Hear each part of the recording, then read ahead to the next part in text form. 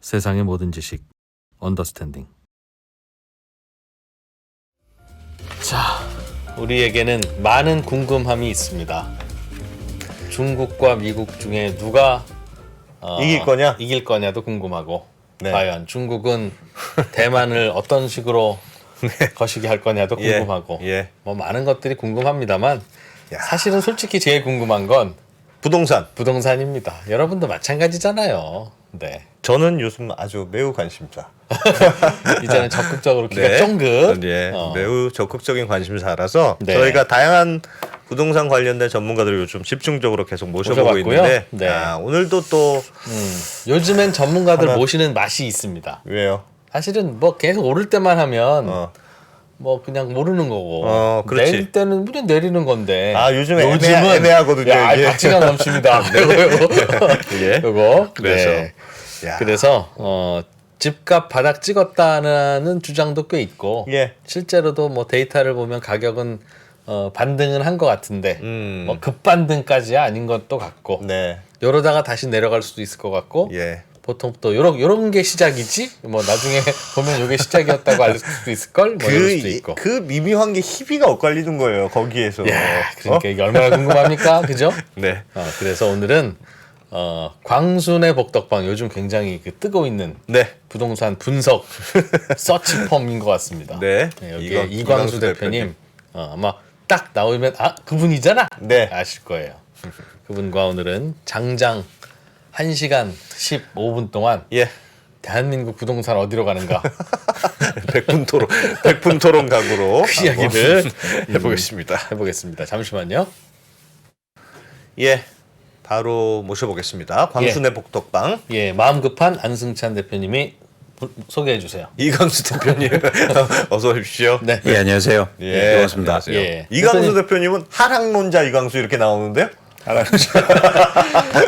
참고로 저는 유주택이고요. 네. 여기는 그 무주택 자본가입니다. 돈이 없어서 무주택이 아니라 예. 어, 아직도 재고 있는 지금 20년째 재고 있는 뭐 이것도 사고 저것도 사고 막 다 사다 보니까 집을 안 샀네. 아이고 집 얼마야? 이렇게 다니는 매우 예. 여유로운 무주택자신데 요즘 관심이 많습니다. 예, 요즘 관심이 그래서 많습니다. 오늘은 주로 이제 안승찬 대표가 질문을 알겠습니다. 하게 될 건데요. 알겠습니다. 네. 요즘 시장은 바닥 찍고 반등 중이다. 여기에 대해서는 이견이 혹시 없으십니까? 요즘 부동산 통계들이 뭐 이거 보면 이렇고 저거 보면 저렇고 통계도 아직 못 믿는다는 게 많았어요. 그러니까 이게 시장을 분석하고 네. 저희가 리서치를 해야 되는데 이 통계 자료의 신뢰성이 떨어지고 있어서 근데 여러분들이 꼭 아셔야 될 게 통계 자료의 그 자체가 맞다 그러다 따지지 마시고 예. 더 중요해 보이는 건 저는 그 통계 자료의 추세적인 모습. 그러니까 틀린 자료가 계속 틀리면 똑같거든요. 이해하셨어요? 그러니까 어떤 자료는 보면 안 돼. 그건 맨날 틀려. 이런 게 있다는 거예요. 그래서 이거 보다가 이거 틀려 그래서 이제부터 다른 거 봐야지 이러면 안 된다는 거죠. 틀린 거더라도 추세는 있다. 그렇습니다. 계속 틀려왔으니까. 계속 틀려왔으니까 그 안에서도 변화를 읽을 수 있거든요. 그래서 어떤 분이 이러세요. 그러니까 대표적으로 가격 지수가 우리나라 KB와 한국 예. 부동산 지수가 가격 지수가 있는데 예. KB 지수 계속 보다가 자기 생각하고 안 맞는 거예요. KB 지수 뭐 좀 느리다면서요 또 거기는. 그래서 갑자기 어느 날부터는 이제는 한국 부동산 지수를 본다는 거예요. 예. 과거에는 안 보다가 사실 이래서는 안 된다는 거죠. 지수를 보려면 그 지수를 계속 보는 게 중요하다. 네. 그러면 추세가 있다. 대표님은 뭘 주로 보세요? 뭘 주로? 저는 다 보는데 그 지표가 뭐 맞다 틀리다는 판단은 안 해요. 그 지표 안에서의 추세만 보면 된다는 거죠. 트렌드를 봐야 된다. 그렇죠. 트렌드. 그렇죠. 그러면 그 KB와 부동산원 지표가 서로 다른 신호를 보내고 있습니까 요즘? 그러니까 예를 들면 뭐 요즘 한국 부동산 가격 지수만 보면 이제 오르는 폭이 좀 커지고 있고 KB는 아직도 하락폭을 보이고 있고 뭐 이런 모습인데 추세로 보면 예를 들어서 KB 하락폭은 줄어들고 있고 그러니까 추세로 보면 사실은 가격은 회복하고 있는 모습이거든요. 있는 모습이네요. 그러니까 그 모습만 보면 된다는 거죠. 두 개를 옳다 그러다 뭐 이렇게 할 때는 지표가 보내는 신호는 같다. 그렇죠. 그렇죠. 그래서 두 개의 논쟁 거죠. 이게 옳다 그러다 그때마다 이거 썼다가 저거 썼다 이러면 안 된다. 그런 이상한 그렇지. 전문가들이 있다. 듣기 하겠습니다. 알겠습니다. 그러면 지금 약간 뭔가 반등하고 있는 모습 자체는 논쟁 여지가 없는 거네요. 그렇죠. 네, 그렇죠. 그거는 올라가고 있다. 가격도 회복하고 있고 예. 거래량도 증가했습니다. 네, 그건 뭐 명확한 시그널. 그러니까 그 폭이 얼마냐는 거는 네. 논쟁의 여지가 있는 건데 예. 뭐 여기도 틀릴 수 있고 여기도 틀릴 수 있는데 그것만 아시면 되잖아요. 네. 가격이 떨어졌다고 회복했고 예. 그다음에 거래량은 증가했다. 사실 이거 이외에 몇 프로 증가했다는 큰 의미가 없거든요. 요즘 그래서 신문을 보면 신문도 보나 봐요 이제 부동산면. 부동산 면 제가 요즘 열심히 보거든요. 부동산 면을 보면 이거는 진짜 요즘 나오는 기사들만 보면 이제 하락은 이제 끝났고 완전 오를 일만 남은 것처럼 기사들이 나옵니다. 네. 요즘 보면 뭐 네. 3주 연속 올랐다, 뭐 했다, 거래량이 붙었다, 네. 뭐 그런 기사들이 나오니까 불안하죠? 불안합니다. 야 이거 이번에도 또 놓치는 건가? 그러니까 저희가 또 여기서 중요한 건 예. 그러니까 현상 파악은 아니잖아요. 예. 그러니까 전망이 중요한 거잖아요. 그렇죠. 근데 지금 언론 기사라든지 또 많은 전문가들이 현상 파악만 하고 있는 거예요. 그냥 올랐다. 거래량 증가했다. 그냥 그렇죠. 거기서 끝이에요. 그다음에 바로 비약해갖고 바닥이다. 그 안에 어떤 논리가 없단 말이죠. 예. 올랐다가 가장 명확한 거 아닙니까? 바닥 그건 찍고 현상이지. 어. 현상이죠. 현상과 전망이 연결되는 건 아니잖아요. 그래서 가격이 오를 때도 틀렸던 거예요. 떨어진다는 걸 몰랐죠. 계속 오를까 봐. 그래서 저희가 사실은 제가 애널리스트고 시장을 전망하는 입장에서는 현상 파악이 그렇게 중요하진 않다. 전망이 중요하지. 그래서 전망을 하기 위해서 지금 현상 파악을 하는 것과 예. 현상 파악을 통해서 전망을 하는 건 완전히 다른 얘기예요. 오, 무슨 말인지 알겠어요. 알겠습니다. 네. 네. 사실 우리도 전망을 하고 싶고요. 당연하지. 찔끔 당연하죠. 오르는 건 중요하지 않습니다. 그럼. 맞습니다. 그래서 네. 여러분들이 여기 뭐 같이 보시고 저희가 얘기할 때는 전망 얘기를 하고 싶은 거지. 그래서 현상 파악이 중요한 거지. 예. 현상 파악을 통해서 요즘 가격이 오르고 거래량이 증가했으니까 바닥 찍었네요. 앞으로 오르겠죠. 이건 아니라는 거예요. 그러니까 예. 반등한다고 계속 오르면 그게 뭐 하기가 그렇죠. 그러니까 저희도 예. 반등을 했다는 게 오케이면 이렇게. 이렇다가 계속 올라갈 건지 아니면 이렇다가 다시 내려가는지 어느 쪽인지가 궁금하고요. 맞습니다. 어느 쪽이든지 그 이유는 뭐냐도 궁금합니다. 맞습니다. 네. 근데 이전에 말씀하신 것처럼 이프로님 말씀하신 것처럼 그렇게 전망을 하기 위해서는 네. 뭘 알아야 될까요? 제가 오늘 시간이 많으니까 질문을 많이 대표님 드려. 전화번호를 알아야 됩니다. 저희는 물어봅니다. 네. 지금 변화의 원인을 알아야죠. 원인. 그렇지. 예. 그렇지. 원인을 알아야 예. 그 변화 원인이 앞으로 지속될 건가에 대해서 답이 나오고 그래야 전망이 가능한 거죠. 그렇죠. 그래서 여러분들이 가격이 올랐다, 거래량이 증가했다. 이 원인이 뭔가를 알아야 된다는 거죠. 그래서 이 원인에 대해서 알아야 전망이 가능하다. 네. 근데 지금 가격이 회복하고 거래량이 증가한 원인은 가장 큰 원인은 가격이 빠졌기 때문이에요. 너무 많이 빠져서 그렇죠. 네. 싼 맛에 사고 있다. 그렇죠. 그러면 이제 두 번째 이유는 그러면 가격이 떨어질 때 시장에 들어오는 수요는 어떤 수요입니까? 실수요예요. 실수요. 네, 그렇죠. 실수요. 실수요가 그래서 모든 재화가 가격이 떨어지면 수요가 증가하잖아요. 네. 예. 그건 실수요예요. 사용하는 수요. 예. 그러니까 최근에 가격이 떨어지니까 실제로 갈아타기 수요와 아니면 무주택자 수요가 크게 증가해요. 예. 대표적으로 30, 40대를 중심으로 해서 예, 예. 실제로 대출도 그렇게 많이 일어났고 갈아타기 수요도 굉장히 많았습니다. 가격이 떨어지니까 실수요가 붙는 거죠. 네. 이게 원인이었다는 거예요. 그럼 가격이 다시 회복하면 어떻게 됩니까? 실수요가 실수요가 안 붙겠죠. 줄죠. 그래서 지금 앞으로 이 상황이 지속될 가능성이 적다는 거예요. 가격이 오르면 수요가 다시 줄기 줄어드니까? 때문에 실수요니까. 그럼 대표님 네. 그렇다면 항상 가격이 부동산 가격은 오르다가 죽고 오르다가 죽고 오르다가 죽어야 되는데 네. 계속 오르는 건 몇 년째 오르기도 하지 않습니까? 그건 다른 수요예요. 투자 수요. 투자 수요는 가격을 올리면서 사거든요. 투자 수요. 무슨 말인지. 가격은 투자 수요는 지금 가격보다 네. 미래 가격이 중요한 거예요. 예. 그래서 지금 가격이 오르더라도 불타기가 돼. 불타기. 예, 이른바. 미래 가격 전망이 더 좋으면 예. 투자 수요는 계속 들어옵니다. 네. 그래서 실수요와 투자 수요는 엄연히 다른 거예요. 아 그럼 지금 사는 분들은 에휴 어차피 내가 살 거니까 좀 떨어져도 더 여기서 더 떨어지더라도 그냥 난 내 집 마련할래. 가격 앞으로도 잘 모르겠어. 그냥 샀어. 이런 수요라는 말씀이에요? 그렇죠. 내가 쓸 거니까. 아, 그리고 투자 수요는 내 집 그럼 투자 수요는 반드시 다주택자로부터만 나오겠습니다. 아닙니다. 무주택자도 1주택 되면서도 네, 무주택자도 내가 살지 않은 집을 투자 네. 목적으로 최근에 2020년과 21년도에 영끌 같은 투자 수요도 붙거든요. 예. 예. 그래서 여러분들이 이제 근원적으로 이런 고민을 하셔야 돼요. 부동산은 아주 독특한 특성이 있단 말이죠. 어떤 특성이냐면 모든 재화는 사실은 둘 중에 하나거든요. 하나는 뭐냐면 사용하려는 재화. 네. 그렇죠? 또 하나는 뭐냐면 투자만 하는 재화예요. 예. 네. 대표적으로 투자만 하는 재화가 뭐가 있습니까? 주식이죠. 주식이죠. 예. 주식을 쓰지 못하잖아요. 네. 여기는 투자만 있어요. 예. 네. 그렇죠? 그다음에 일종의 사용만 하려는 쓰는 거. 사용만 하는 거. 자동차. 그렇죠. 예를 들어서 뭐 치약, 초코파이 이런 거죠. 예. 그런데 부동산은 이 두 가지 특징을 다 갖고 있단 말이에요. 예. 그래서 굉장히 이게 혼동된 시장이라는 겁니다. 어떨 때는 실수요가 붙고 어떤 때는 투자 수요가 붙어요. 그래서 굉장히 이게 복잡해요. 그래서 부동산 전문가가 많이 없는 이유이기도 합니다. 근데 그게 네. 구별이 됩니까? 되죠. 구별이 돼요? 당사자도 야 너 실수요로 산 거야 아니면 투자 수요로 산 거라고 하면 잘 모르겠. 아니 당장 내가 거주할 거니까 실수요이긴 한데 그래도 앞으로 오르기도 올라야 할 돼. 왜냐면 나 대출 많이 받고 샀거든.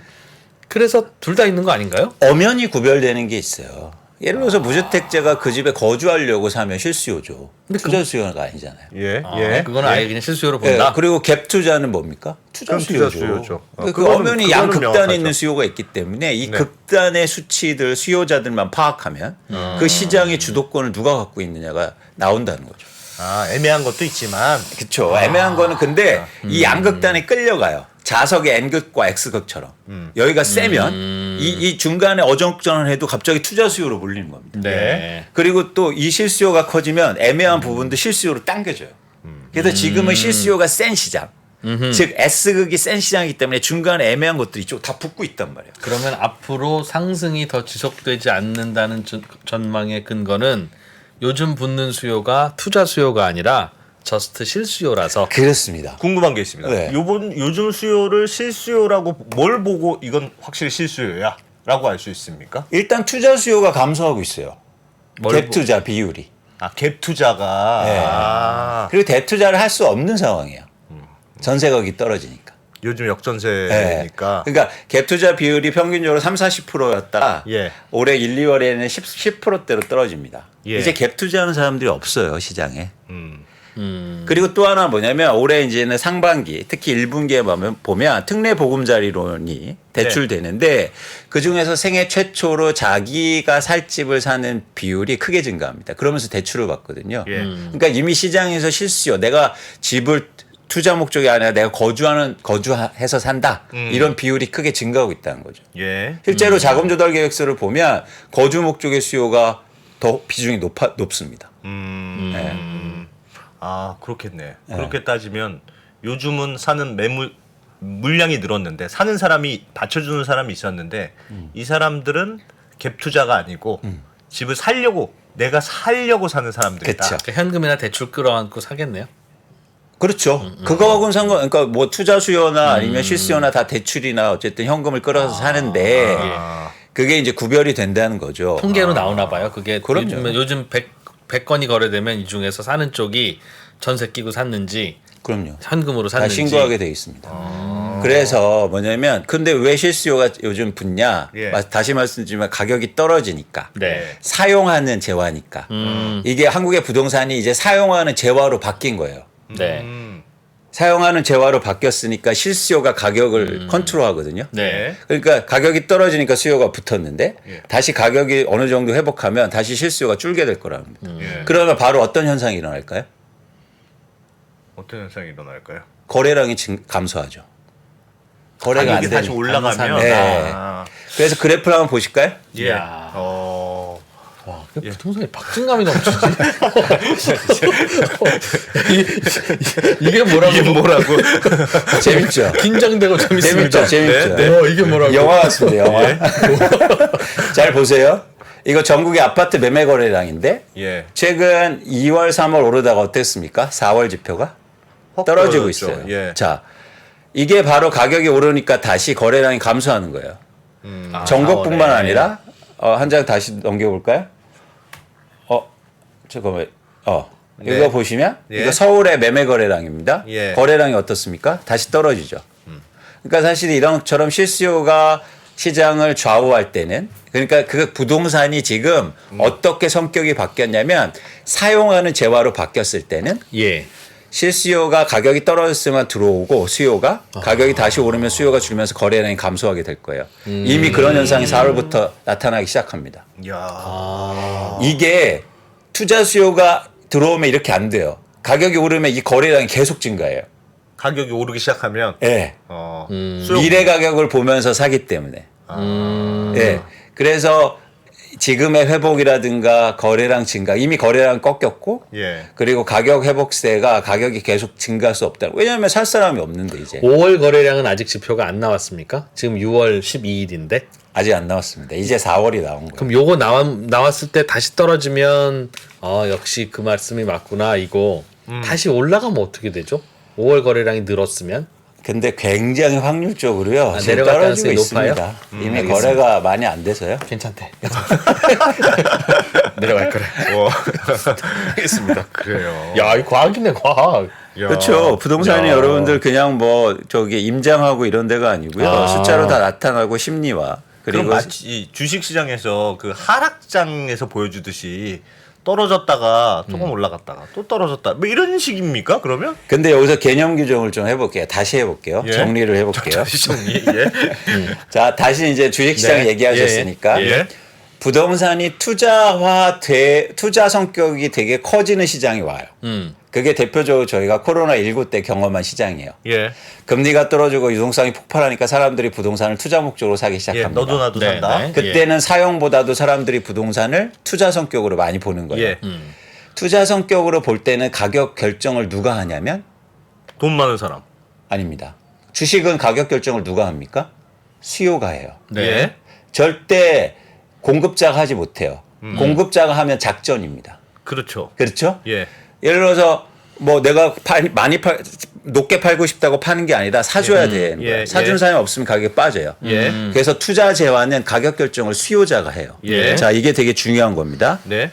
그 다음에 또 하나 뭐냐면 부동산은 또 지금처럼 재화가 투자했다가 금리가 막 올라가고 전세 가격이 떨어지니까 갭 투자 수요가 줄면서 재화가 지금 부동산의 재화가 사용하는 재화로 바뀌었죠. 예. 투자했다가 사용하는 재화요. 사용 재화는 누가 가격을 결정합니까? 사용하는 사람이 아니죠.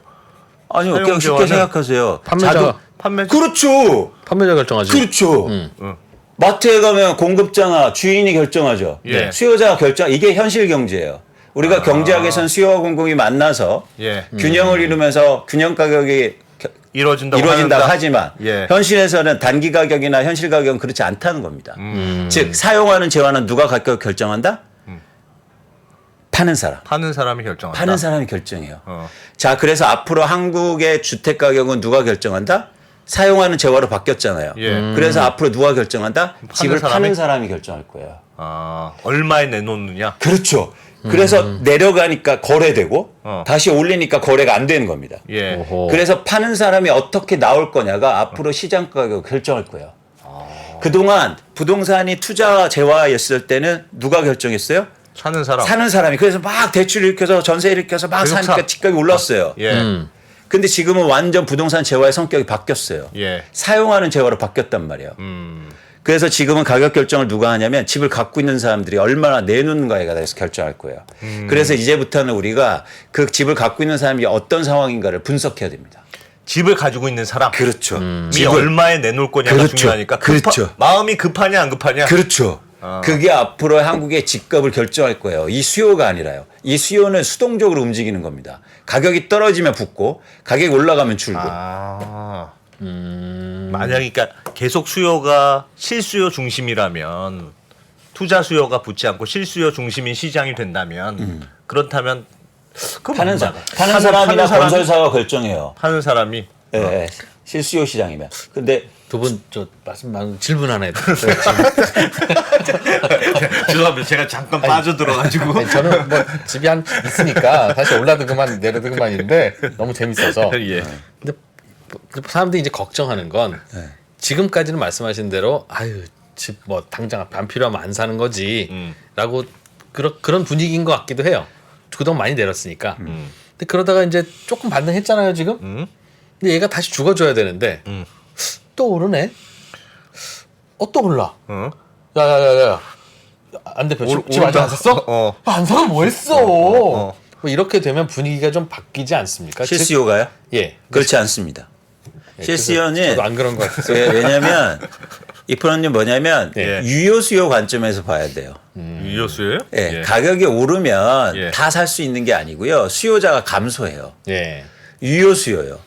능력이 되는 수요자가 감소한단 말이에요. 아, 그럴 수는 있죠. 예. 아니 그러니까 뭐냐면 지금 말해서 2억이 올랐으면 그걸 예. 조달할 수 있는 능력이 있는 사람이 줄잖아요. 예. 그래서 실수요는 그냥 내 의지와 상관없이 줄게 돼 있어요. 그게 실수요의 특징이에요. 그러니까 저희가 이런 말을 많이 하잖아요. 강남엔 수요가 넘쳐. 그 얘기는 틀린 말이에요. 어떻게 수요가 넘칩니까? 강남은요 가격이 오르잖아요. 그럼 수요가 감소해요. 유효 수요 관점에서 접근해야죠. 예. 내가 포르쉐 자동차를 사고 싶다고 해서 다 수요가 아닙니다. 그러면은 포르쉐 회사가 계속 만들어내지? 그렇죠. 왜 한정된 수량을 만들어낼까요? 그건 뭐냐면 다 내가 포르쉐 타고 싶어도 살 수 있는 사람이 아니라는 거예요. 살 수 있는 사람 제한적이죠. 수요는 시장에서 얘기하는 수요는 욕망을 갖고 있는 수요가 아니라 예. 유효 수요예요. 그렇죠. 그래서 가격이 오르면 유효 수요가 감소하게 돼 있어요. 예. 예. 이게 바로 그렇기 때문에 아까처럼 가격이 오르면 야 그러면 빨리 집 마련해야지 사고 싶어도 못 산다니까요. 그래서 줄게 돼 있어요. 비싸니까 실수요는 아직은 실수요는. 근데 투자 수요는 달라요. 알겠습니다. 알겠습니다. 예. 그럼 그리고 저 네. 하나만 좀 말씀하십시오. 그 중간중간에 하십시오. 아니 하고 싶을 저 때. 매우 동의하는데 네, 저 눈치 보지 마시고. 채팅창에서 예. 어떤 분이 4월에 거래량이 내려간 것은 계절 요인 때문이다. 아하. 원래 한 4월쯤 되면 원래 떨어진다? 원래 그 무렵은 잘 거래 안 해. 그러다가 또 이제 다 새학기 되고 뭐 그럼 또 다시 또 하고 그렇습니까? 그 보니까 요 작년 요맘때도 4월부터 대충 꺾인 것 같고 4월에 작년에 올랐는데요. 근데 4월, 5월부터 4월에 꺾였네요. 올랐죠. 그러니까 4월, 5월 올랐고 6월부터 이제 꺾이기 시작했는데 지금 거래량 계절성은 없어졌어요. 그렇습니까? 네, 예전처럼 뭐 학기라든지 방학 때 거래가 많이 되는 상황은 아닙니다. 요즘은 네, 그건 뭐 명확히 지표가 보여주기 때문에. 알겠습니다. 네. 탄탄한 논리. 아까 전 논리로 돌아가서 중간에 깨가지고 지금 논리를 제가 붙잡고 있느라고 지금 힘들었잖아요. 마음 급한 분부터. 네. 그래서 아까 전에 말씀하셨던 게 실수요자 중심의 시장이라서 제가 열심히 지금 배우는 학생으로 그러면 파는 사람이 가격을 결정한다면서요? 그럼 파는 사람의 상황이 중요하다. 맞습니다. 파는 사람의 상황이 지금 어떻습니까? 그럼? 파는 사람의 상황을 한번 저희가 읽어볼 필요가 있죠. 야, 네. 진짜 그 논리를 계속 붙잡고 있어요. 근데 그래. 근데 이게 되게 중요해요. 맞아. 여러분들 요즘 파는 사람은 어떤 마음일까? 제가 이 논리는요 대한민국에서 처음으로 제시하는 거예요. 네, 근데 제가 볼 때 아주 신박하고 정확하다. 네. 파는 제가 볼 사람의 때. 마음. 예. 네, 자, 근데 파는 사람은 어떤 게 파는 사람입니까? 자기 집은 못 팔아요. 그렇죠. 자기가 살고 있는데 못 그렇죠. 팔아요. 예, 이 프로님 거주하는데 예. 나 가격 올랐으니까 팔아야지. 빠지니까 팔아야지. 이게 안 되지 않습니까?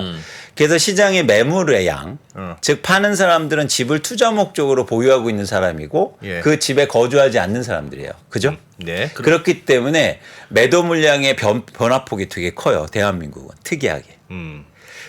그래서 이 그래프가 중요한 겁니다. 네. 흥미로운 현상이 나타나는데요. 예.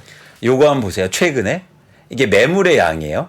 매물의 양. 예, 매물의 양이 최근에 어떻습니까? 늘어났네요. 좀 늘어나죠. 예. 늘어나죠. 예.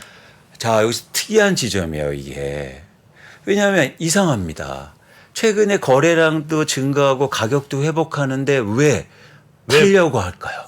왜 집주인들이 팔려고 할까? 몰라. 죄송합니다. 왜 매물 내놓으셨어요? 집 한 채 있는 거 내놓으면 어떡해. 내려온 거 어떻게 하지? 자, 이상하지 않습니까? 네. 앞으로 가격이 계속 오른다고 생각했다면 네. 매물을 오히려 줄였을 거예요. 근데 지금 이상하게 집을 갖고 있는 사람들이 매물을 증가시키고 있어요. 이 지점이 앞으로 시장의 변화를 예고하는 겁니다. 왜 집을 갖고 있는 사람들은 시장에 신문에서 바닥 찍었다, 이제 오르고 있다 상승한다, 뭐 하는데. 몇 억 오른다 하고 있는데 왜 내가 갖고 있는 물건을 팔려고 내놓을까요? 증가하고 있을까요? 과거에는 잘 보세요. 예. 반대로 2022년 5월, 6월 기점으로 해서 매물이 계속 감소하지 않습니까? 예. 요 시점이요. 예. 이게 이제 보이는지 모르겠지만 예, 보입니다. 이때는 왜 감소했을까요? 이때는 내놔봐야 안 팔리니까. 안 팔리거나 올라갈까봐. 아니죠. 내놔봐야 안 팔려도 내놓긴 하거든요. 예. 예. 오른다는 기대감이 있었기 때문이에요. 왜요? 정부가 바뀌어서. 아. 2022년 5월에 딱 바뀌잖아요. 예. 그러면서 정책 완화의 기대감 때문에 집 주인들이 매물을 시장에서 걷어들이기 시작합니다. 근데 아주 독특한 현상이 나타나요. 과거에는 매물을 이렇게 걷어들이면 예. 집값 상승폭이 커야 되는데 매물을 걷어들이는데 집값이 계속 빠져요. 어?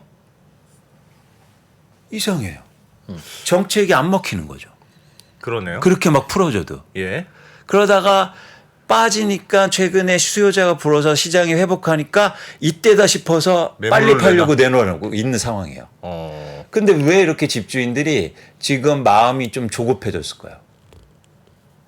역전세 때문에? 그렇습니다. 전세 가격이 빠지니까. 어. 전세 가격이 빠지니까 뭔가 심리적 압박을 다하기 시작했어요. 요 그래프가 굉장히 흥미로운 건데 반대로 보세요. 예.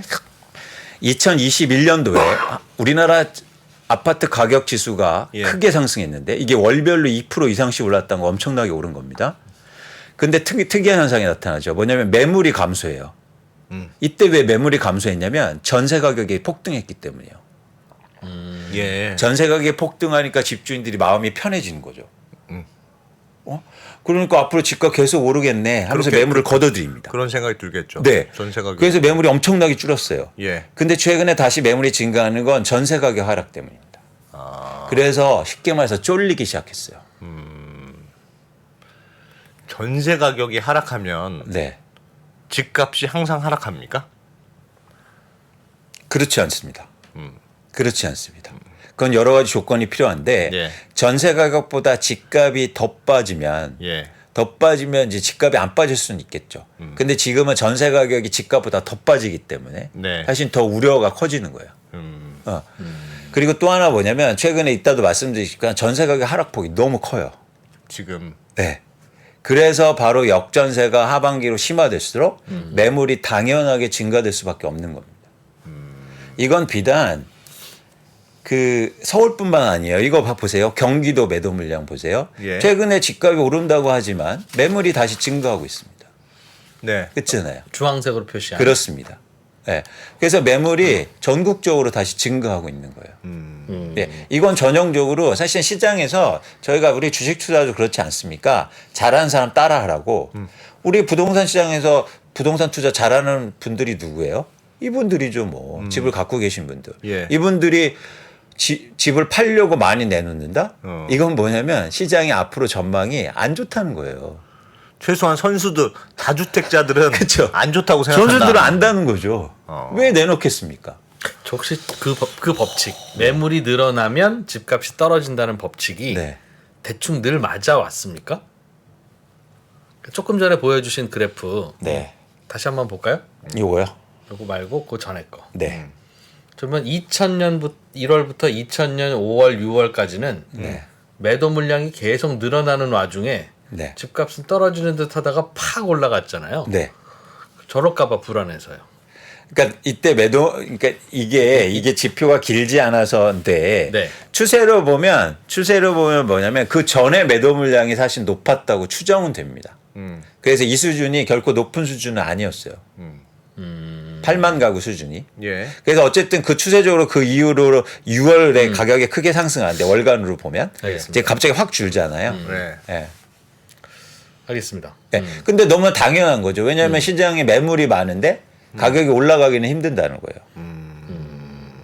근데 매물을 내놓는 이유는 집값이 안 오를 것 같으니 네. 내놓는다. 네. 근데 지난번 방송에서 네. 전 봤습니다만 그 역전세 난에 대해서도 지금 막 의견이 분분하더라고요. 그러니까 역전세가 있다는 건 이제 우리가 공통적으로 역전세 난이 뭔가 영향을 미칠 것 같은데 받쳐주는 요즘 수요가 있어서 생각보다 그렇게 쇼킹하지 않을 거다. 받쳐주는 수요? 사주는 수요가 있어서. 그러니까 역전세 난 그러니까 약간 이제 주제가 살짝 안 대표님이 이제 옮겨갔는데 네. 걱정이 하반기에 집값 한 번 더 내려갈 거야. 그때 최소한 그때는 기다리자라고 하는 게 요즘 아직 집 안 갖고 계신 분, 앞으로 집 사시려는 분들의 기대에 섞인 전망인데 하반기에 역전세 난이 지나온 상반기나 지나온 연말보다 좀 덜할 것이다. 라는 그런 전망이 있다는 거예요. 하락 폭이. 그러니까 이제 역전세 폭이죠. 역전세 폭이. 그러니까 예를 들면 2년 전에는 뭐 8억에 들어왔는데 네. 지금 전세 얼마야? 4억이네. 4억이나 어디서 찾아서 돌려줘야 되네.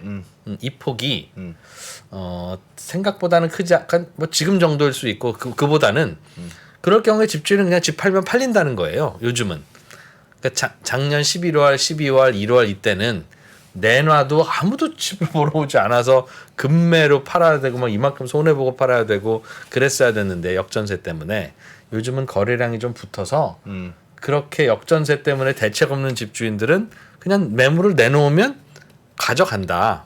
그러니 나 이거 어떻게 해야 돼? 라고 하면서 급매로 내놓는 집주인이 좀 적은 거 아니냐? 적지 않을까? 그렇게 보시는 분들이 예. 있더라고요. 그러니까 여러 가지가 있는데 그거는 근거가 뭡니까? 그러니까 저는 근거를 네. 그렇게 마음이 그래. 늘어나는 거래량. 그게 근거가요. 예. 늘어나는 거래량. 거래량이 줄고 있잖아요. 그러니까 그렇게 함부로 그렇게 전망하냐. 그러니까 이렇게 전망을 할 때 사람들이 마음이 바뀌고 있어요. 집주인들이 마음이 그래요라는 게 어떻게 전망이 됩니까? 네? 아니 지표를 갖고 근거를 갖고 얘기하죠. 또 하나 흥미로운 현상이 있어요. 예. 뭐냐면 이거 그래프 한번 더 보실까요? 네. 여기서 아까 정책 기대감도 있었지만 매물을 감소시킨 이유가 또 있어요. 예. 뭐냐면 집값이 너무 빠지니까 집주인들이 매물을 걷어들여요. 그러니까 그 얘기는 뭐냐면 버틸만 했다는 거예요. 저 때문에 그래도. 예. 그래서 중요한 건 뭐냐면 최근에 집값을 떨어진 상태를 잘 보셔야 되는데 많이 빠졌는데 많이 안 빠졌어요. 무슨 말이 많이 빠졌는데 많이 안 빠졌다고요? 네. 제가 무슨 말 하는 것 같으세요? 많이 빠졌는데 예. 많이 안 빠졌다. 예. 더 빠질 수 있다. 그러니까 그러네. 가격의 하락폭은 컸는데 예. 실거래가로 보면 예. 양이 많지 않았어요. 금매만 가끔 팔렸다. 아주 금매만. 예. 팔린 게 뭐냐면 매물이 많은 데서 거래가 안 된 게 아니라 예. 나온 물건이 적었다는 거예요. 예. 그래서 양이 많지 않았어요. 거래량 자체가. 예. 근데 앞으로 매물이 증가하잖아요. 예. 그러면 그렇게 떨어진 양이 많아질 겁니다. 이게 되게 중요한 거예요. 예. 그동안 여러분들이 내 집 마련하고 싶을 때 사실은 그 가격에 사고 싶어도 살 수가 없었어요. 양이 없어서. 그건 떨어진 시장이 아니에요. 그래서 전 최근에 하락을 보지 않습니다. 양이 많아져야 돼요. 그렇게 떨어진 게. 근데 지금 매물이 증가하잖아요. 예. 이러면 양이 증가할 수 있어요. 거래가 안 붙으면. 예. 네. 그래서 그런 차원에서는 양을 보셔야 되고 또 역전세를 한번 볼게요. 예.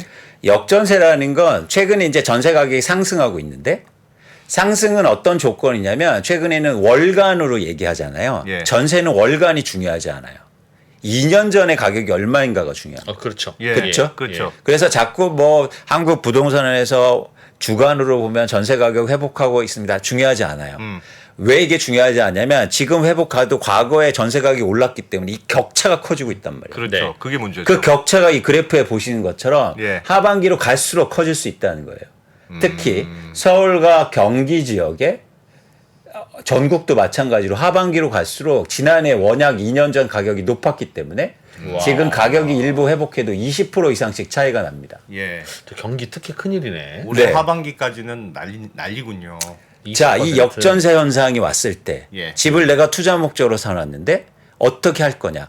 그동안 아무리 금리가 올라도요. 예. 끄떡 안 했어요. 왜냐하면 이자를 안 냈거든요. 그렇죠. 이자를 안 내. 갭 투자 그냥 해놨어요. 버티면 되지. 네. 이자는 누가 냈냐면 임차인들이 냈어요. 그렇죠. 전세 보증금 중에서 35%가 대출로 이루어졌기 때문에. 네. 예. 그런데 이제부터 내가 대출을 일으켜서 저거 갚아줘야 돼. 갚아줘야 됩니다. 2억과 3억과. 예. 그러면 2억과 3억에 바로 이자에 노출이 되기 시작해요. 예. 그러면 평균적으로 4, 5%를 낼 텐데 임대차 상환 대출을 해줄 때문에 지금은 6%까지도 갈 수 있습니다. 예. 그러면 매월 100만 원씩 내고 버텨요? 자, 그러면 고민하게 되겠죠. 가격은 올랐어요. 그러면 빨리 파는 게 좋지 않을까? 시장에 갔더니 수요는 없어요. 가격을 떨어뜨리면서 팔겠죠. 갑자기 어떤 심리가 나오냐면 그러면 먼저 팔려고 하는 사람들이 증가할 수 있어요. 예. 그래서 매물이 최근에 증가하는 거예요. 네. 그래서 이 전세 가격 하락이 여러분 굉장히 의미 있게 봐야 되고 또 하나 중요한 거 이렇게 전세 가격이 빠진 게 IMF 이후로 처음 있는 현상입니다. 전세 가격 빠지 이렇게 큰 역전세가. 네. 그리고 절대 가격은 최대 규모예요. 그러니까 전세 가격은 퍼센트지보다도 절대 가격이 중요해요. 내가 2억이냐 3억이냐가 중요해요. 10%를 돌려주는 게 아니잖아요. 그렇죠. 그렇죠. 그래서 예를 들어서 서울에 10% 빠지는 것도 굉장히 충격이 크단 말이에요. 금액이 크니까. 그렇죠. 그래서 그런 차원에서는 이게 저희가 예상치 못한, 그러니까 일종의 이거 블랙스완이에요. 한국의 주택시장에. 왜냐하면 회색 코뿔소가 아니라는 겁니다. 그동안 보였던 리스크가 아니에요. 그래서 전문가들의 이 상황에 대해서 예측을 잘 못하는 거예요. 네. 이랬던 적이 없어서. 없어서. 없었던 일이 벌어지는 거죠. 그동안. 그 집주인들이 왜 그 전세 가격을 잘 갖고 있다 돌려줘야지 다 쓰는지 모르겠어요. 그게 충격적. 그리고 뭐냐면 돌려주려고 했을 때 돈이 없다는 겁니다. 돈이 없다는 거예요. 돈이 없으면. 안 대표님도 나중에 집주인 대보면 알아요. 그게 전세 끼고 집을 사는 게 예. 내가 이거 전세금 어디 나중에 돌려줘야지 다 라고 하는 갖고 게 있어야지. 아니라 은행 대출을 안 해주니까 네. 전세금을 대출금 삼아서 그거 하고 갖고 있는 거예요. 아니 대출 끼고 집 산 분이 은행이 어느 날 밤에 한밤중에 전화 와서 혹시 좀 대출금 좀 갚아주실 수 있습니까? 그러면 네. 마침 전화 오실 줄 알았습니다. 제가 준비해놨죠. 이런 분이 한 분이라도 있습니까? 네. 물론 뭐 그렇죠. 네. 하여튼 네. 그래서 맞습니다. A4님 말씀하신 게 맞고요. 그래서 돈이 없으신 거죠. 예. 그리고 막 우리나라는 레버리지 투자를 한 채만 하는 게 아니고 여러 채를 했단 말이에요. 네. 그러면 어떤 과정이 나타나냐면 무자본 갭 투자가 이루어져요. 아예. 예, 아예. 그러니까 두세 채로 갈수록 네. 거기에 내 자본은 빵이 들어간다. 예. 그래서 조금만 빠져도 디레버리지 현상이 크게 나옵니다. 그래서 우리나라는 이렇게 집을 많이 가지고 계신 분들이 사실은 돈이 없는 분들이에요. 부자가 아니라. 그러면 역전사가 되면 어쨌든 대출 받아서 내가 그냥 줘야 되는 상황이. 근데 되는 대출을 지금 안 돼요. 누가 대출해 주겠어요? DSR도 묶여 있고. DSR도 묶여 있죠. 그리고 누가 전세 보증금 껴져 있는 데가 은행에서 누가 대출을 해 주겠습니까? 그거 부도 위험이 큰데. 예. 그래서 대출도 막혀 있어요. 그렇기 때문에 이 상태로 놔두면 사실은 매물이 크게 증가하면서 문제가 생기면서 한국의 매물이 증가하고 가격 하락폭이 커질 때 공급이 증가하고 매물이 증가하고 가격을 낮춘 매물이 증가하는데 어떻게 가격이 안 빠집니까?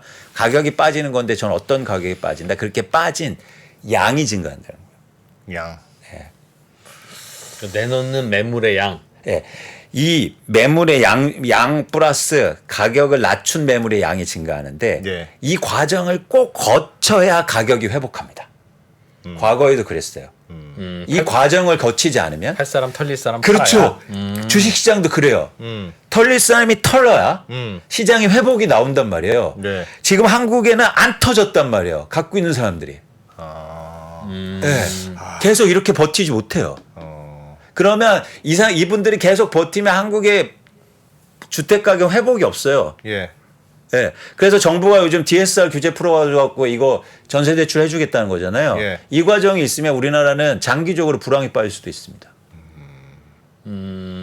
계속 끌고 안고 계속 나오는 거죠. 한 번에 안 털리고. 이때는 안 팔았지만 어차피 돈이 없으니까 그렇죠. 다음에 또 나오고 또 나오고. 그리고 또 하나 웃긴 게 뭐냐면 재밌는 게 뭐냐면 거기서 대출을 해줘서 반환해줬습니다. 예. 근데 그 집에 누가 전세를 살 거예요? 누가 살 거냐고요? 네. 새로운 세입자. 새로운 세입자는 대출 있는 집에 들어가요? 아, 그렇지. 더 낮게 들어간단 말이야. 예, 그래서 더 전세 낮게 가격이 더 떨어질 거예요. 예. 그러네. 악순환입니다. 월세로 들어와야지 그 다음 분은. 근데 그분들은 월세가 안 돼요. 집주인은. 음. 돈을 또 구할 길이 없어요. 아니 대출을 받아서 앞에 세입자 내주니까. 아니요. 전체 대출을 안 해주거든요. 그것도 보증금. 안 해주죠. 네? 뭐 때문에? 네? 뭐 때문에 안 해준다고요? 아니 보증금 규모가 예. 지금은 뭐냐면 그 차에만 해준다는 거거든요. 아. DSR이 안 돼요. 예. 소득이 없는 분들이 많단 말이에요. 한국은 다주택자 중에 집을 투자 목적으로만 갖고 계신 분들이요. 그뭐 푼다, 직업도 푼다. 없이. 예. 그러니까 대출이 안 되는구나. 대출이 안 되니까 DSR을 풀어줘서 기존 전세 대금 대비해서 떨어진 전세 대금의 그 차이만 차이만 해주겠다는 빌려주겠다는 거예요. 거예요. 지금 그럼 그렇죠. 이건 전세 보증금으로 메꿔야 되잖아요. 예. 누가 이 가격에 들어오겠습니까? 아 후순위로 들어와야 되니까. 후순위로 누가 그 집에 그 가격에 들어가요? 그렇죠. 그거 시가인데. 더 낮죠. 더 낮죠. 그게 주거나. 악순환이에요. 이걸 모르면서 정부가 지금 DSR을 완화해 주겠다는 거 한심한 DSR 거예요. 완화해 주든 어쨌든 간에 그렇게 해봐야 집주인은 안 된다는 얘기네요. 한국의 그런 집주인들은 한번 쉽게 말해서 과정을 거쳐야 된다는 거예요. 그 그렇게 과정이 남아. 레버리지로 집을 늘려왔던 분들의 입장에서 그렇죠. 레버리지는 두 가지 레버리지인데 예. 양적 레버리지와 질적 레버리지예요. 그러니까 예를 들어서 전세 매매율이 70% 이상인 사람들, 예. 이 질적 레버리지 한 부류와 예. 양쪽으로 많이 갖고 있는 사람들의 예. 레버리지, 이 두 레버리지 일으킨 분들이 시장의 매물을 증가해서 합헌 정리 과정이 필요한 겁니다. 아직도 멀었어요. 그래서 근데 그 정리가 곧 오겠네요. 하반기에 그 역전세의 극치가 되는 현상이 오지 그렇죠. 않습니까? 근데 이 상황이 2024년까지 이어진단 말이에요. 그래프 한번 볼까요? 잘 보세요. 예. 재밌다 이거. 자, 경기 지방은 줄어들지만 네. 서울이나 이런 지역은 훨씬 더 계속됩니다. 그렇잖아요? 내년 이맘때까지 경기도는 좀 10%. 줄어드는데. 자, 이건 질적인 하락인데 예. 개별 아파트를 한번 볼게요. 제가 이거를 개별 아파트를 전수조사한 겁니다. 예. 자, 쉽게만 설명드릴게요. 복잡하니까. 서울 서초구 서초 레미안에 21년도에 전세 거래가 31건 거래가 됐습니다. 네. 그리고 2022년도에 42건이 거래됐어요. 네. 이 중에서 현재 전세 보증금 기준으로 해서 떨어진 게 14건이요. 예. 그러면 46.5%가 하락이죠. 예. 내년에는 어떻습니까? 95%예요. 2022년도에 거래된 건 내년에 연장해야죠. 예. 95%가 하락 거래도 해야 돼요. 오. 양적으로는 내년이 훨씬 많아요. 내년이. 네, 이거 보세요. 전방적으로 내년이 크죠. 대구를 제외하고. 예. 대구는 올해 100%예요. 물론 한 아파트긴 하지만 예. 제가 이제 표본 조사를 한 건데. 23 건수는 내년이 더 많군요. 네. 하락 폭이야 뭐. 그래서 제가 않다 건수 하더라도. 얘기를 하는 거예요. 건수가 중요한 겁니다. 근데 건수가 심리적으로 영향을 미쳐요. 한두 건이 하락 거래되면 버틸만 해요. 예. 근데 막 5, 6건이 하락 거래돼요. 그럼 나 집을 갖고 있어요. 그러면 조급한 마음이 더 커진단 말이죠. 예. 그때 전형적으로 어떤 심리적 효과가 나타나냐면 예. 양떼 효과라는 게 나타납니다. 네. 양떼들이 앞에 가는 사람들 꽁무니만 보고 가거든요. 예. 그러면서 절벽으로 떨어지는 거죠. 그런 자산 시장이 형성될 수도 있단 말이에요. 역전세 때문에 예. 역전세로 시작되는 예. 저 매물이 소화되려면 그럼 지금 말씀하셨던 대로 올해 하반기 내년 요때가 하락의 피크가 올 거다. 그때가 매물이 증가하면서 네. 시장의 변화를 일으키겠죠. 그런데 매물이 증가할수록 수요는 더 줄거든요. 그럴 것 같아요. 올해 하반기면 이제 서너 달 남았고. 근데 아직도 맞다. 세입자 3억 돌려줘야 되는데 어떡하지? 이런 분들이 많을까요? 아직 대책 없이 어떻게든 되겠지? 그러니까 올해는 대책을 해놓을 수 있죠. 미리 좀 매물로 내놨다든가 그렇지는 않을까요? 이제 내놓고 있는 거예요. 그래서 매물이 증가하는 거예요. 예, 이미 준비를 하는 건데 아하. 사실 이게 만연은 왜냐하면 이런 거죠. 그러니까 사람의 심리라는 게 적응적 기대를 하게 돼 있어요. 합리적 기대를 하지 않고. 그러니까 뭐냐면 적응적 기대는 내가 그동안 겪어왔던 거를 기대해요. 예. 합리적 기대는 이 과거하고 상관없이 전망을 해야 되는데. 네. 근데 집주인들은 계속 수십 년간 어느 과정만 반복했냐면 전세 가격이 오르는 것만 봤어요. 예. 그래서 지금 일시적으로 빠지는 거 일시적이라고 생각해요. 예. 그래서 전혀 준비가 안 돼 있을 수도 있어요. 좀 기다려 보자. 그렇죠. 좋아지겠지. 근데 기다려도 안 될 가능성이 크다는 거예요. 왜냐하면 입주 물량 때문입니다. 입주 물량? 예. 그러니까 임대차 시장은 다시 이제 기본으로 돌아가서 예.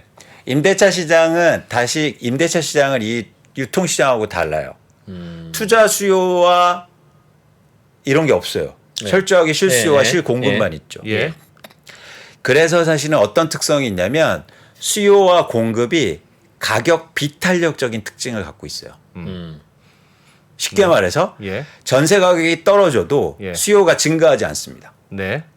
실수요만 있으니까. 그렇죠. 전세 가격 떨어진다고 해서 나 전세 2채 살아야지. 이런 그건 사람이 어디 없죠. 있습니까? 예. 그렇죠? 예.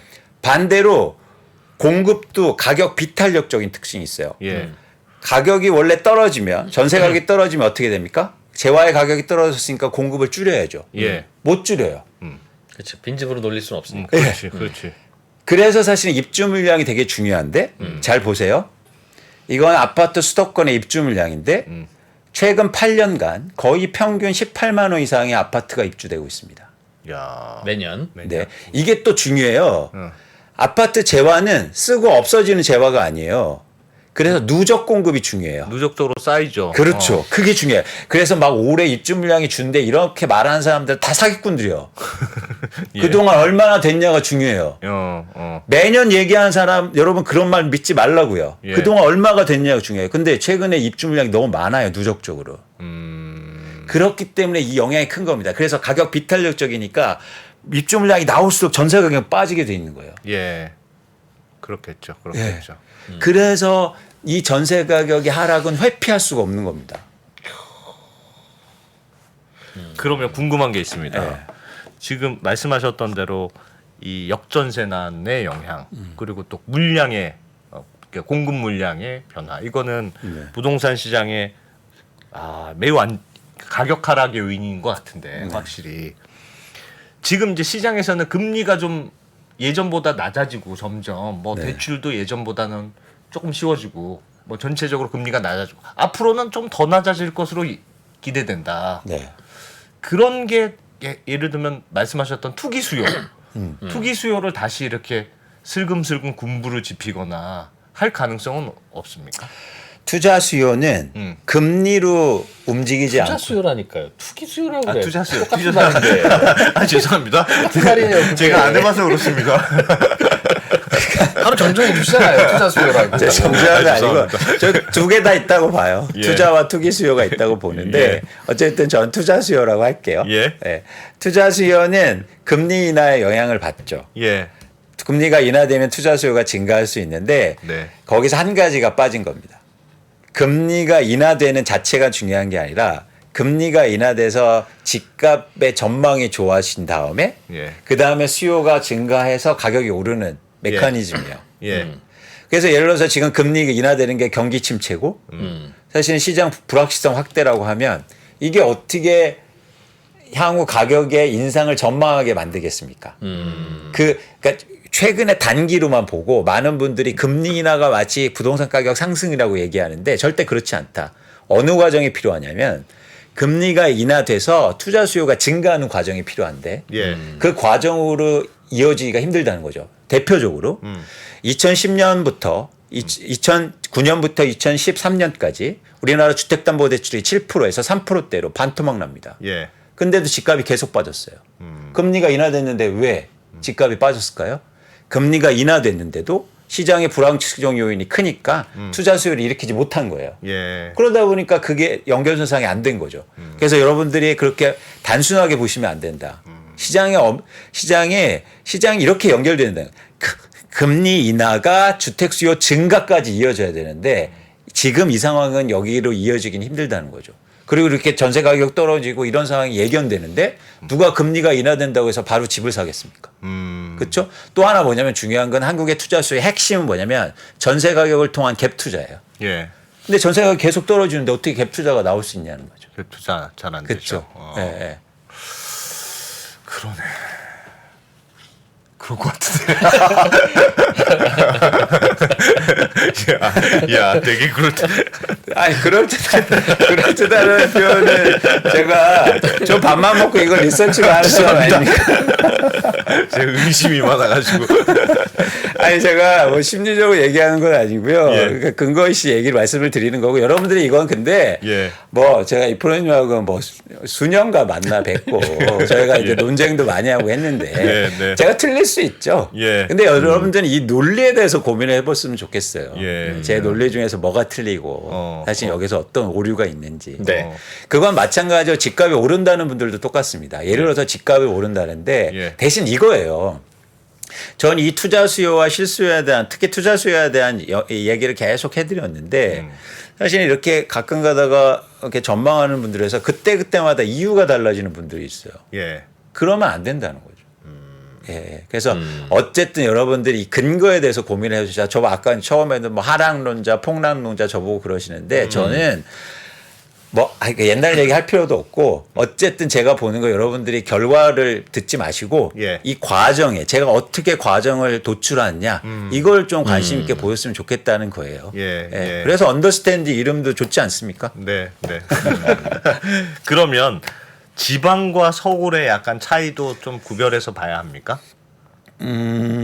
사실 지방도 동일한 모습이에요. 예. 네, 그래서 대신 이런 거죠. 뭐냐면 지방은 이 역전세 난이 조금 더 덜 할 수 있어요. 역전선언이요? 네. 오히려? 네. 왜냐하면 전세 금액의 절대 금액이 크지 않아요. 그래서 10%가 빠져도 전세 금액이 3억이니까 3천만 원이에요. 네. 그러니까 여기서 제가 퍼센트가 중요한 게 아니고 뭐가 중요하다? 절대 금액. 절대 금액이 중요하다. 예. 근데 절대 금액의 폭이 크지 않기 때문에 굳이 집을 팔아서 내가 그렇게 할까? 아니 마이너스 대출 받아서 일단 감내해 보자. 네. 이렇게 될 수 있다는 거죠. 예. 그리고 지방이 상대적으로 갭 투자가 그렇게 많지는 않았어요. 네. 그래서 자가 점유율로 보면 사실 서울이 가장 낮고 지방으로 갈수록 높거든요. 예. 그래서 그런 차원에서는 사실은 이런 현상들, 특히 매물이 증가하면서 하락폭을 크게 만드는 건 뭐 일부 지방에서도 최근에 이제 서울 뭐 세종시라든가 대전 뭐 대구 이런 지방이지 뭐 전국적으로 지방에서 그런 현상이 나타나는 게 좀 제한적이지 않냐. 오히려 우리가 수도권이라든지 특히 강남, 서울 이런 데가 심할 수 있다는 거죠. 최근에도 보면 강남 3구가 하락폭이 엄청 크거든요. 왜 불패라는 강남 집값이 그렇게 빠졌을까요? 그러니까 사실 그만큼 변동성이 클 수 있다는 거예요. 하나만 더 여쭤봐도 됩니까? 네. 제가 막 그동안 주워들었던 게 막 뒤죽박죽이 돼가지고요. 허락합니다. 하나만 더 여쭤보면 예를 들면 강남의 경우에 그렇다는 거예요. 강남은 누구나 다 강남으로 가고 싶다. 그러니까 돈 벌면 예를 들면 경기도에 살다가 돈 벌면 인서울로 하고 인서울로 해서 돈 벌면 강남으로 가고 그러니까 강남의 수요는 늘 있는 거 아니냐. 그래서 테슬라가 오르면 강남 아파트가 오른다고. 둘이 무슨 관계가 있어서 모르겠어요. 그러나 그래서 강남의 수요는 어쩐지 항상 견고하다. 아 근데 최근에 강남 집값이 제일 많이 빠졌는데요. 그러니까 가끔 그렇긴 하나 길게 보면 오른다는 이 거죠. 표현이 근데 저는 우리가 자산 시장을 볼 때 그 예. 가끔이 중요한 거예요. 그 가끔을 저희가 보고 예. 하려고 공부하고 이렇게 하는 거지. 예. 그냥 계속 있는 일이고 계속 오를 거면 저희가 뭐 책 보고 왜 유튜브 보고 왜 공부합니까? 그렇죠? 그런 가끔 있는 상황이 이례적으로 크고 영향이 크니까 그걸 어떻게 우리가 내 집 마련을 할 때 사용하고 예. 그럴 거냐고 공부하는 거지. 예. 그냥 뭐 그건 잠깐 있는 현상이야. 앞으로 계속 오를 거야. 이렇게 얘기하면 사실 자산시장에 그럼 안 오르는 거 뭐가 있습니까? 네? 그러면 뭐 계속 주식도 사죠 뭐. 계속 오를 거니까. 어려운 질문인 것 같은데. 네. 그러니까 지금 해보면 앞으로 10년 후에 앞으로 20년 후에 집값이 어떨 것이다 그 얘기 하신 게 아니라 집을 사려고 하는 분들이 지금 사야 되냐 좀 기다렸다 내년에 사야 되냐 뭐 심지어는 내후년에 사야 되냐 뭐 거기에 대한 힌트를 주시려고 하시는 것 같기는 해요. 그렇죠, 그렇죠. 네. 근데 지금도 뭐 꽤 빠지기도 빠졌으니까 그냥 느낌에 여기는 제가 근거를 묻지는 않겠습니다. 그냥 느낌에 어느 정도 더 빠지면 사도 되는 바닥이라고 보십니까? 그러니까 지금 집값이 서울이 평균이 뭐 15억이니 20억이니 월급쟁이가 뭐 돈을 뭐 얼마나 모아 이거는 다시는 오지 않는 가격이고 장기 침체입니다라고 하면 이 방송 볼 필요도 없고 그냥 집 안 사고 그냥 가면 되는데 그런 거는 아니죠. 그런 겁니까? 아니죠. 그런 게 아니라면 어느 정도 좀 빠지면 그 정도는 됐어 이런 느낌이십니까? 제가 사실은 3% 나와서 그 올해 초에 그 얘기를 했었어요. 작년 말하고 올해 초에 그게 제가 범위를 정해드렸어요. 최고가에서 서울 기준으로 해서 한 27%에서 30% 정도 빠지면 사실 내 집 마련 해보셔도 좋겠다. 뭐 그건 근거 자료가 있으니까 여러분들이 찾아주시면 좋으실 것 같고. 근데 실제로 그렇게 빠지니까 실수요가 붙어서 사잖아요. 근데 그때 그 시점이 좋았을 수도 있지만 그런 물건을 구하기가 힘들었다는 거예요. 양이 많지 않았으니까. 근데 앞으로 그럴 때가 다시 온다는 겁니다. 그래서 가격이 뭐 50% 빠져 60% 이렇게 빠질 수는 없어요. 지금 정부에서 자꾸 뭐 언론이라든지 정부에서 한국의 부동산 경착륙을 막아야지 이런 얘기 하잖아요. 근데 부동산은 절대 경착륙은 없어요. 왠지 아세요? 한번 훅 빠집니까? 빠지면? 아니요. 경착륙이라는 건 결국엔 60% 70% 빠지는 건데 50% 이상 빠지는데 그렇게 빠지기 어렵다고요. 왜? 이 재환은 실수요가 있기 때문이에요. 그렇게 빠지면 누군가 사는 사람이 있단 말이에요. 사는 사람은 있고. 그래서 경착륙을 두려워할 필요도 없고 경착륙은 안 일어납니다. 왜 미국의 서브프라임이 나왔냐면 그건 경착륙이죠. 그건 뭐냐면 실물 부동산이 아니고 실물 부동산에 파생된 증권의 하락 때문이에요. 근데 우리나라 부동산은 철저하게 수요로 이루어져 있고 여기에 어떤 파생 상품도 없단 말이죠. 유일하게 전세 가격인데 레버리지가 크지 않아요. 그래서 사실은 그렇게 30-40% 빠지면 수요가 붙는다는 겁니다. 근데 저는 그동안 그렇게 일부가 빠졌지 그렇게 빠지지 않았다. 그런 시기가 온다는 거죠. 이해하셨죠? 이해했습니다. 일부만 빠졌다. 소수만. 그러니까 예를 들면 20억의 신고가를 쳤던 최고가를 쳤던 몇 년 전에 고가를 쳤던 그 아파트가 최근에 두 채밖에 거래가 안 됐는데 예를 들면 15억에 거래됐어요. 그렇죠. 근데 이건 두 채밖에 거래 안 된 게 이게 빠진 거야? 라고 한다면 앞으로는 이 가격대의 거래가 많이 일어난다는 뜻입니까? 맞습니다. 아니면 13억이나 12억에 아니요. 15억대 거래가 많아진다는 거예요. 많아질 거다. 그러면 지금 가격에서 가격은 더 안 빠질 거라는 뜻인가요? 아니 이제 다시 또 회복했으니까 다시 빠지겠죠. 근데 그거 그게 회복한 정도? 진짜 가격이 빠진 거라고 전 안 보는 거예요. 한두 채 빠진 거. 그거는 아직. 아니고 제가 오를 때도 그랬어요. 한두 채 오른 거는 전 오른 거라고 인정 안 했거든요. 거래량이 붙은 상태에서 빠져야. 그렇죠. 그런 시점이 온다는 거죠. 그래서 그렇게 빠졌을 물건도 보지도 못했고 아주 일부 아파트에 불과했고 근데 앞으로는 그런 아파트가 많아진다는 거예요. 그러니 뭐 20억 하다가 15억 찍고 다시 16억이 됐지만 15억, 14억, 다시 15억 이런 식으로 계속 거래될 거다. 그렇죠. 그러니까 여러분들이 내가 가격을 뿐만 아니라 내가 그 가격에 살 수 있는 것도 보셔야 되잖아요. 그렇잖아요. 당연한 거 아닙니까? 맨날 신문에서 뭐 30% 빠졌대, 5억 빠졌대가 나한테 중요한 게 아니에요. 내가 그걸 실제로 살 수 있느냐가 중요한데 그런 시장이 안 왔단 말이에요. 그 매물들이 나올 것이니 최근에 반등한 가격에 들어가지 말고 좀 기다려보자. 그렇죠. 그리고 그동안 최근에 빠졌을 때 사지도 못했다. 살 수 있는 기회가 지금보다는 좀 낮은 가격에 올 거다. 많아질 거는. 그리고 또 하나 전략이 되게 중요한 게 있어요, 여러분들. 10채 중에 내가 사고 싶은 아파트가 10채예요. 그런데 이렇게 하락하고 시장이 안 좋을 때는 사람들이 덜 빠진 걸 사려고 해요.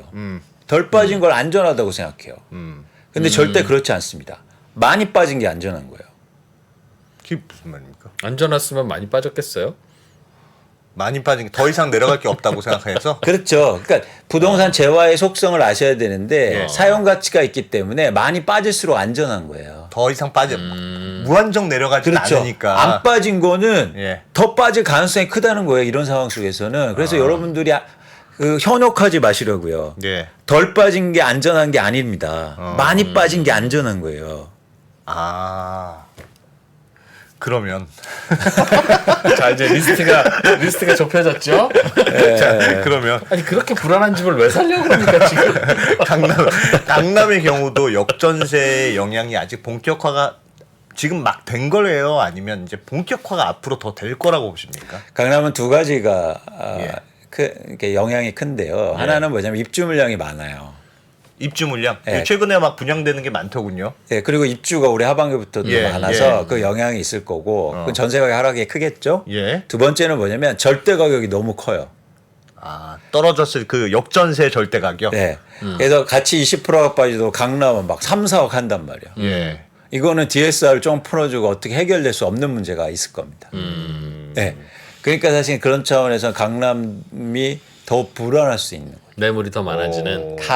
매물이 예, 조달할 방법이 없는 거죠. 아니 5천만 원은 어떻게 해서 막 신용대출 받고 마이너스 대출 받고 어떻게든 할 수 있는데 네. 갑자기 4, 5억을 어떻게 합니까? 지금 강남의 일부 전세가가 막 7억씩 빠진 데 있거든요. 7억을 당장 어디서 구해요? 근데 그래서 어쩔 수 없이 팔아야 되는 집주인이 있을 수 있는데 네. 그게 뭐 외곽의 집이란 몰라도 네. 강남의 집인데 네. 심지어 전세 가격이 높다는 건 새 집이었다는 뜻인데 네. 강남 새 집이 매물로 나왔을 때 네. 그 올해 초처럼 네.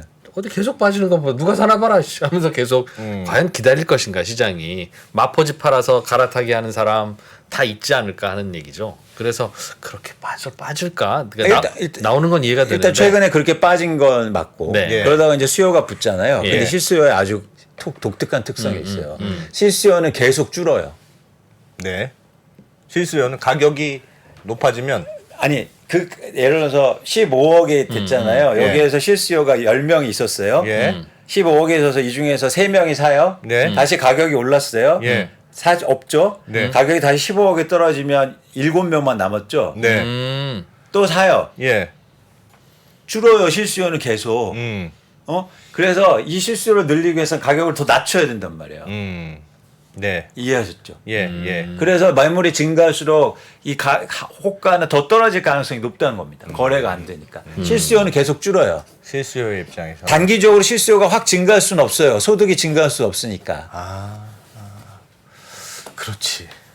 그래서 과거에도 보면 다시 강조하지만 이 과정이 꼭 필요합니다. 예. 매물을 해소시키는 과정. 그렇게 돈 없이 산 사람들을 시장에 내놓는 물건이 해소되는 과정. 예. 이 과정이 한국 시장에 지금 없어요. 네. 거래도 안 됐어요. 예. 몇 채밖에 거기서 못 벗어났다고요. 그 해소되는 과정이 얼마나 걸릴 것으로 보시는? 그건 모르죠. 계속 저희가 그래서 거래량과 그리고 매물의 양을 봐야죠. 그런데 시점은 점점 다가오고 있다. 왜냐하면 압박이 가오니까. 전세를 돌려줘야 되니까.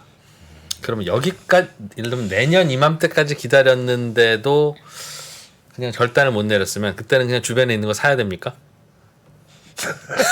그런 매물 파도가 올 것 같기는 한데. 네. 아니 파도 확 올 것 같아. 올 것 같아. 나도 올 것 같아. 어. 근데 오는 그 파도를 시장이 다 받아낼지 못 받아낼지 모르겠어요. 그러니까 그걸 내가 받아야 될지 말아야 될지. 그러니까 맞아요. 근데 독특한 게 뭐냐면 어. 실수요자들은 또 특징이 있어요. 빠지잖아요. 예. 못 사. 그럼 더 빠질까 봐 안 사. 사요. 그래서 수요가 또 주는 과정도 있어요. 네. 그래서 이 매물의 양이 증가할수록 또 예를 들어서 더 빠질 가능성도 있는데 예. 그래서 여러분들이 기준을 갖는 게 중요해요.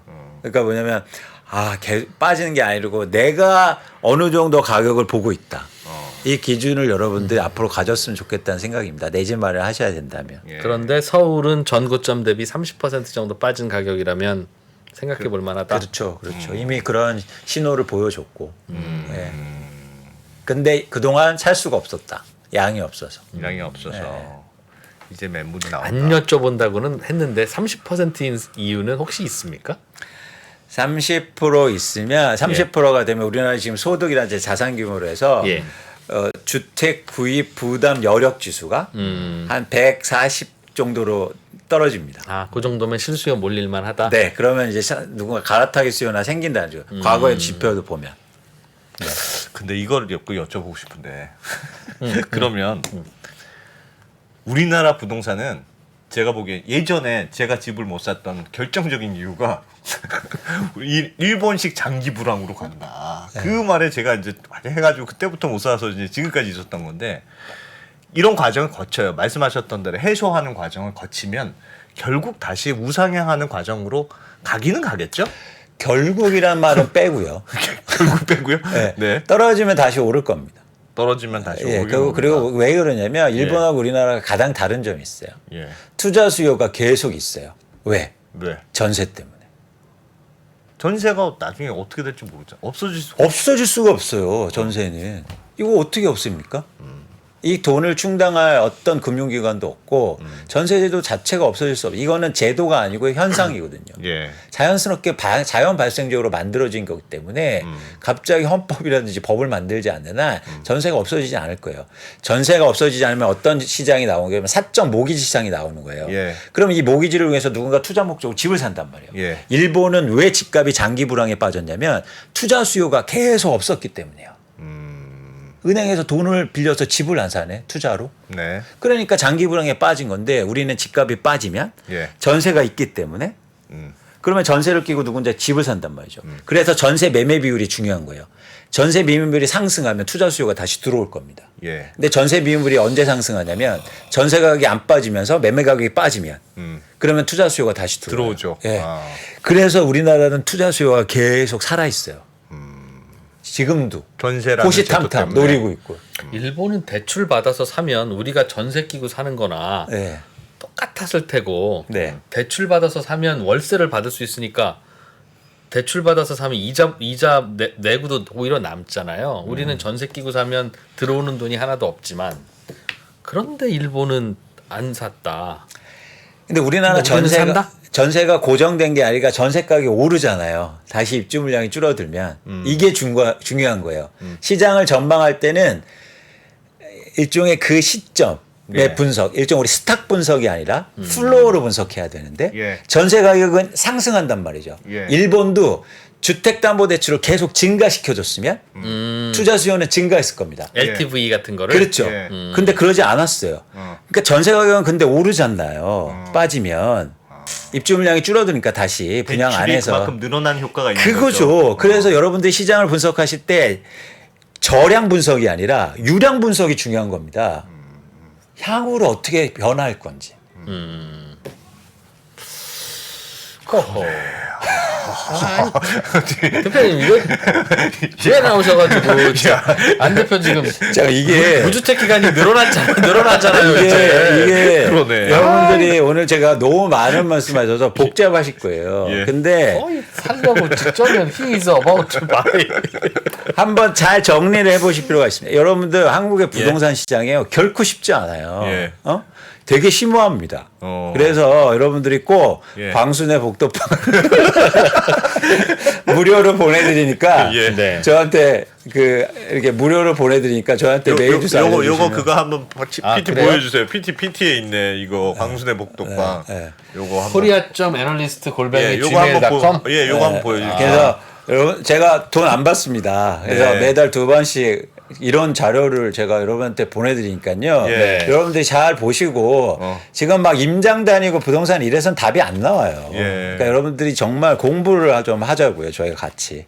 그래서 그런 차원에서 벌써 많은 분들이 이제는 저한테 메일을 보내주시고 있는데 네. 여러분 같이 저희가 보내주시면 제가 네. 뭐 땡전 한 편 안 받습니다. 알겠습니다. 저는 돈을 어떻게 벌지 이거 고민입니다. 우리 대표님 거 받으면 집을 더 못 사는 거 아닙니까? 집이랑 주식이랑요. 네.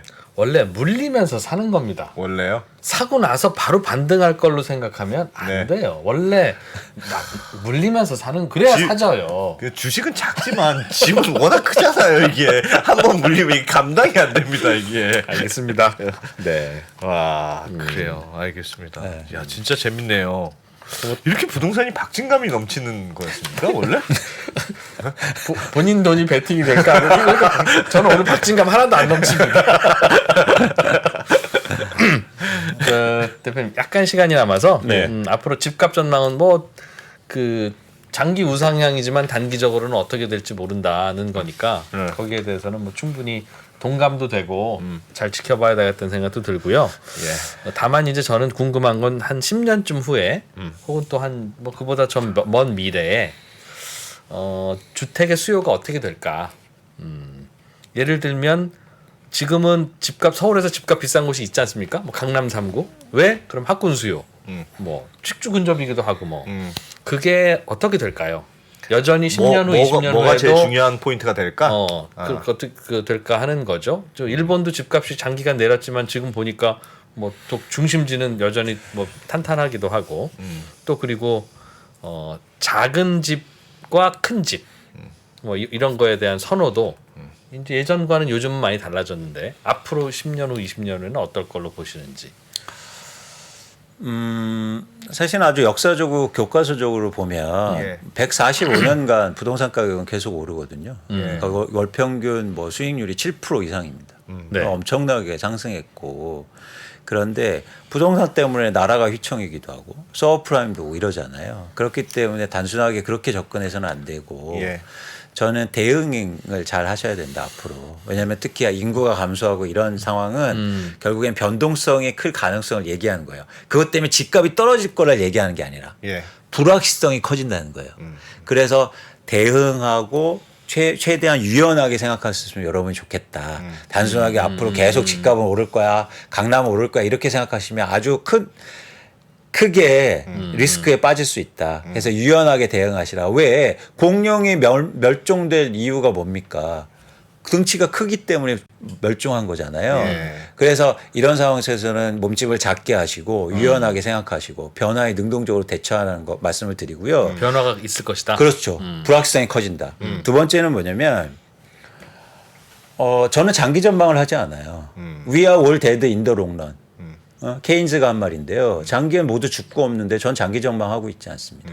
그래서 이런 대응하고 불확실성 영화를 효과적으로 여러분들이 대처하기 위해서는 단기적으로 생각하실 필요가 있어요. 단기가 뭐 1년, 2년이 아니고 그렇게 너무 장기 전망하면서 막연한 뭐랄까 긍정적 기대도 버리시고 장기 전망하고 해서 막 부정적으로 엄청나게 그것도 버리셔라. 그래서 대응하시고 그리고 민첩하게 행동하셨으면 좋겠다. 그래서 앞으로 이런 시장 분석이나 이 데이터를 통한 것도 굉장히 중요한 겁니다. 네. 그래서 광순의 복돌방. 알겠습니다. 그런데 제가 물건 파는 건 아닙니다.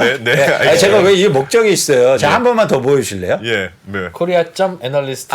이게 저의 회사의 캐치프라이즈입니다. 뭐 빈부를 투자를 통해 빈부격차를 해소하고 사회적 불평등을 줄일 수 있습니다. 저는 이거에 대한 확실한 믿음을 갖고 있어요. 근데 여러분들이 내 집 마련인가 부동산도 투자의 앵글로 보셔야 된다는 거예요. 그래서 여러분들이 이러시기에 저희가 도움을 드릴 수 있다. 광순의 복덕방이. 그래서 같이 한번 열심히 한번 해보겠습니다. 투자를 통해 빈부격차가 해소되려면 어떤 분들은 투자를 해서 좀 망해야 되는 거죠? 아닙니다. 투자는 뭐냐면 결코 그 뭘까 제로섬 게임이 아니에요. 진짜 좋은 투자는 다 같이 돈을 벌 수 있단 말이에요. 충분히 전 가능하다. 네. 계속 오르면 다 같이 돈을 버는. 그렇지 않습니다. 그렇지 않습니다. 예를 들어서 중간에 이렇게 하면서 섞여야 된다는 거죠. 팔 사람 팔고. 그렇죠. 그래서 그 격차가 줄면 이런 우리 사회를 충분히 만들 수 있어요. 네. 그래서 국가가 인위적으로 복지 제도를 통해서 돈을 나눠주는 거 말고 투자를 다 같이 잘 해서 그래서 이런 지식을 잘 알려서 그래서 제가 무료로 제공해 주는 거죠. 좋습니다. 저도 신청하겠습니다. 좋습니다. 근데 막 이런 한 말씀만 드려도 돼요? 네? 이거 메일 주시는데 막 저는 강남에 3채, 4채를 있어요. 이런 분들은 저의 조언이 필요 없으실 것 같아요. 그래서 그런 분들은 제가 이거 일일이 다 주소 정락하고 이래야 되거든요. 그래서 진짜 필요하신 분들만 주셨으면 좋겠다. 그런 분들이 더 필요합니다. 지금 어떻게 대응해야 될지 지금 그분들은 지금 잠이 안 와요. 세채 있는 분들은. 알겠습니다. 이야 재밌네요. 아유, 시간이. 네. 광순의 복동방 이광수 대표님. 물리면서 사야 되는 건데. 또 나와주십시오. 재밌었습니다. 광순의 복동방의 이광수 대표님. 고맙습니다. 네, 고맙습니다. 네. 부동산도 참 재밌네요. 하여튼 잘 준비하세요. 네, 저는 항상 마음의 준비가 되어 있습니다. 지금. 안 살려고 할 게 아니라 살려고 준비하고 있다면 잘 준비하셔서 좋은 찬스에 왜냐하면 네. 어떤 분이 금매로 파시는 걸 네. 안 대표님이 빨리 잘 사줘야 어. 저가도 좋고 금매가도 좋아. 어. 그래다 그분도 좋은 거잖아요. 예, 예. 누군가 경매에 대해서 막 2차, 3차 이럴 때 사줘야 그분도 좋고. 알겠습니다. 네. 조금 제 상황 돈 다 싸가지고 저승 가면 뭐 합니까? 그거? 상황 좀 보고 지금 변동성이 커진대잖아요. 지금. 네, 저희는 이만 물러가고 내일 다시 돌아오겠습니다.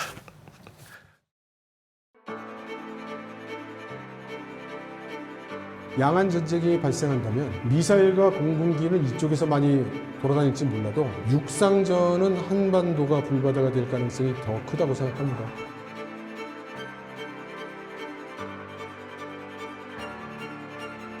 미중 관계를 새로운 시각으로 접근해 큰 인기를 끌었던 이철 박사의 강연 달라진 중국, 달라질 중국의 후속편이 책으로 나왔습니다.